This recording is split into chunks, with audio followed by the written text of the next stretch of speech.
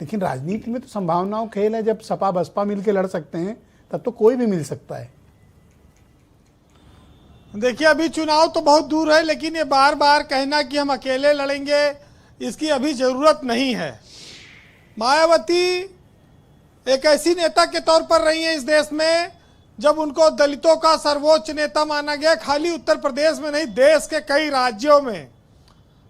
लेकिन उनका धीरे धीरे वोट बैंक गिरता गया और वो आज की तारीख में सिर्फ उत्तर प्रदेश की विधानसभा में उनका एक सदस्य बचा है, न राज्यसभा, न लोकसभा, न विधान परिषद। तो ये तो बात सही है कि कोई भी आकलन करेगा तो ये देखेगा कि आखिर एक पार्टी का इतना कमजोर प्रदर्शन कैसे रहा, मायावती का ग्राफ दिन पर दिन क्यों गिरता गया।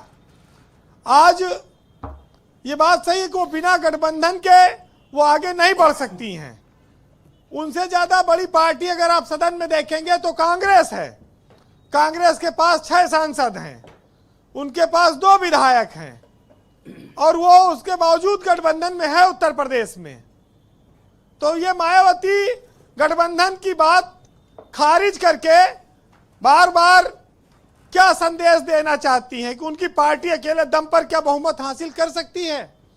क्या ऐसा कोई चमत्कार है जो मायावती को सीधे 9% से 45% वोट पर ले जाए? जब बीजेपी के पास 40% का वोट बैंक मौजूद हो जी, अखिलेश यादव के पास 32% का वोट बैंक मौजूद है, ऐसे में मायावती के पास वोट बैंक कहां है? ब्रजेश जी, बसपा के पास अब कोई बड़े चेहरे नहीं बचे हैं जो पार्टी के संगठन को मजबूत करें, जो वोट बैंक बढ़ाएं और जो मायावती के बाद नंबर 2, 3, 4 की पोजीशन में हो। तो फिर ग्राफ तो गिरेगा और पीडीए से मुकाबला कैसे होगा?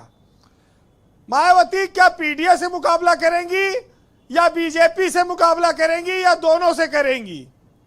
क्योंकि लोकसभा चुनाव में उन्होंने ये गठबंधन नहीं किया और उसका परिणाम सामने है। लेकिन वो ये भी कह दी कि बहुजन समाज बीएसपी को अगर वोट न देना तो सपा को भी वोट न देना। और उस समय ये बात दलित समाज के चिंतकों में, जानकारों में गई कि मायावती बीजेपी से डर गई है और वो बीजेपी के खिलाफ न लड़के विपक्ष से लड़ रही हैं। और वहां का जो दलित समाज के इस तरह के लोग थे, इसीलिए उन्होंने बहुत बड़ी संख्या में इंडिया गठबंधन की ओर गए और कुछ बीजेपी की ओर गए। सबको पता है कि यह उत्थान नहीं होगा, बयान जारी है। उत्थान सिर्फ एक हालत में हो सकता है, एक कंडीशन में, जब वो दलितों के इशू पर लड़ना शुरू करेंगी। वो बाहर निकलेंगी, प्रदर्शन करेंगी, जिलों में जाएंगी, तो सामाजिक सेंटिमेंट्स का उनके साथ आ सकता है। पर वो कभी पहले भी कभी नहीं जाती थी, उनकी कोई ऐसी हिस्ट्री नहीं रही है कि वो कभी सड़कों पर उतरकर कोई प्रदर्शन करने गई हो। ब्रजेश जी, एक नारा आया था कि मिले मुलायम काशीराम, हवा में उड़ गए जय श्री राम। मुलायम और काशीराम ने मिलकर उत्तर प्रदेश में बीजेपी की सरकार हटा दी थी। अगर मायावती और अखिलेश यादव मिलकर चुनाव लड़ते तो उनका वोट बैंक क्या रहता?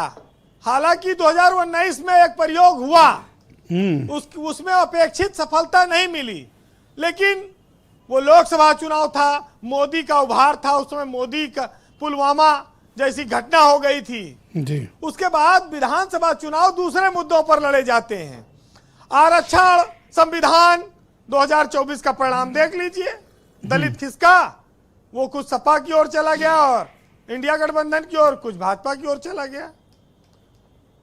भाई, लड़ाई इस बात पर निर्भर करेगी कि आप की बैटिंग किसके लिए हो रही है, जनता ना जान पावे। अगर जनता ये जान गई कि भाई ओवैसी तो जो है बीजेपी का फायदा करने के लिए आए हैं, आजाद पार्टी दूसरे का फायदा करने के लिए, तो जनता वोट थोड़ी देगी। मायावती के साथ भी यही हुआ।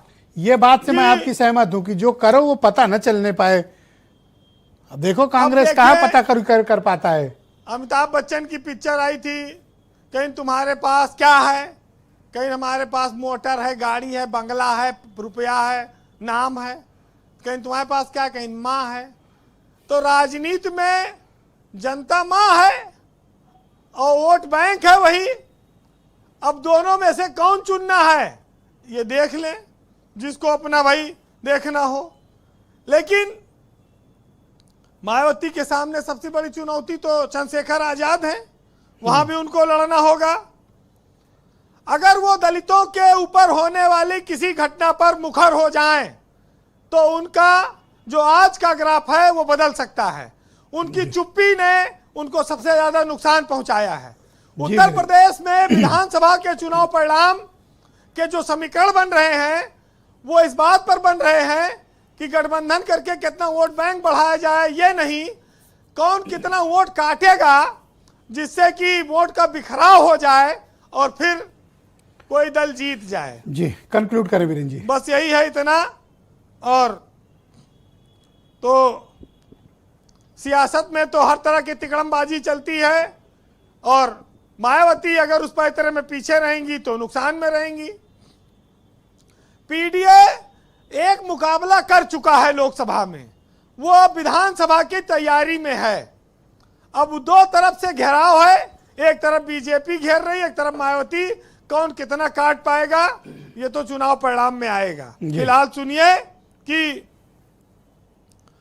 भूख की चिंगारियां जब बन गई ज्वालामुखी, हंसनी पत्थर को भी मोती समझकर खा गई और लग रहा है देश से अब भूखमरी मिट जाएगी और फौज गिद्धों की यहां अब आयात होकर आ गई।